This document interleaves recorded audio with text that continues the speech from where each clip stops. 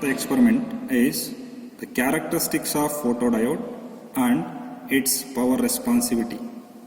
The aim of the experiment is to study the reverse bias characteristics of a photodiode and its power responsivity. The apparatus required are a photodiode, an electric bulb, a resistance coil, a micrometer and a dual power supply. The circuit diagram is as shown, which consists of a photodiode, a micrometer and a power supply.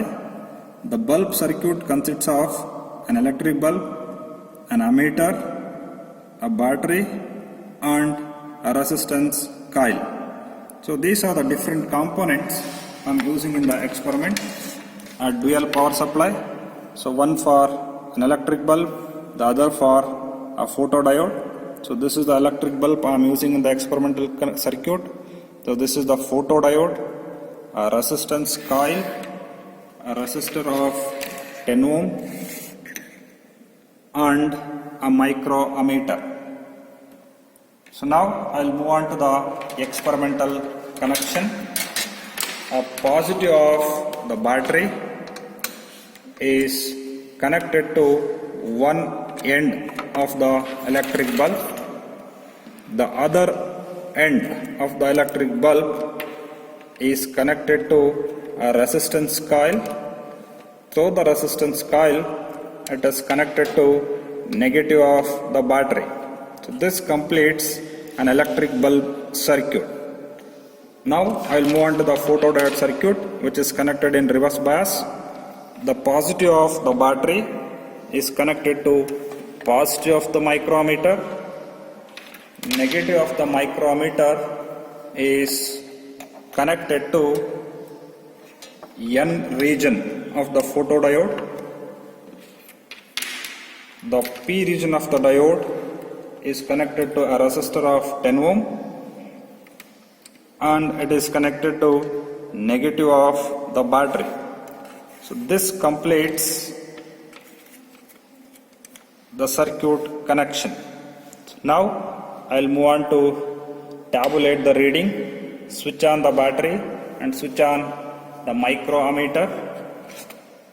Increase the voltage across the bulb. So as soon as you increase the voltage across the bulb starts glowing. The light falls on the photodiode and the photodiode will give the corresponding current. By increasing the voltage across the bulb, set the current across the photodiode as 5 microamps. So at this stage, the applied voltage to the photodiode or the reverse bias voltage across the photodiode is 0. The current across the photodiode is 5 microamps. Later on, increase the reverse bias voltage across the photodiode and set it to 1 volt. So for that 1 volt, what is the change in the current is noted. In this particular case, it is 5.2. So again, every time increase the voltage in steps of 1 volt. For 2 volt, what is the change in the current? Again it is 5.2. 3 volt. So what is the change in the current? Again it is same. So finally for 4 volt, what is the current across the photodiode? Again it is 5.2. So first trial over. Later on, for the second trial, again you make the reverse bias voltage across the photodiode to 0. Increase the intensity of the bulb and set the current across the microammeter to 10 microamps for second trial. So now the applied reverse bias voltage for second trial, applied reverse bias voltage is 0. The current is set to 10 microamps.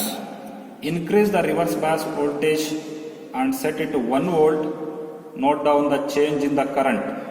For 1 volt, it is 10.1 microamps. So in the same way, increase the voltage in steps of 1 volt. Note down the change in the current across the photodiode till 4 volt. So finally, for the last trial, again you set the reverse bias voltage to 0 volt increase the intensity of the bulb, set the current across the photodiode to 15 microamps. 15 microamps. Again, continue the same procedure for the third trial. So this is how you have to note down the reading in the first part. So later on, I will move on to the second part.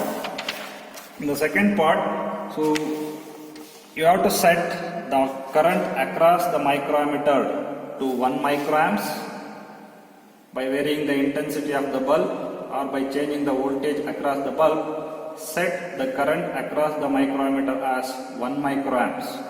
For that 1 microamps, what is the voltage and current required across the bulb, you have to note down. In this particular case, for 1 microamps current, so the voltage required is 12 volt and the current required for the bulb is 0.15 milliamps.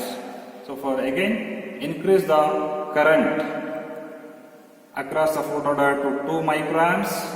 For that 2 microamps current, what is the voltage and current required across the electric bulb is noted. So continue the same procedure till 10 microamps. The readings are tabulated over here.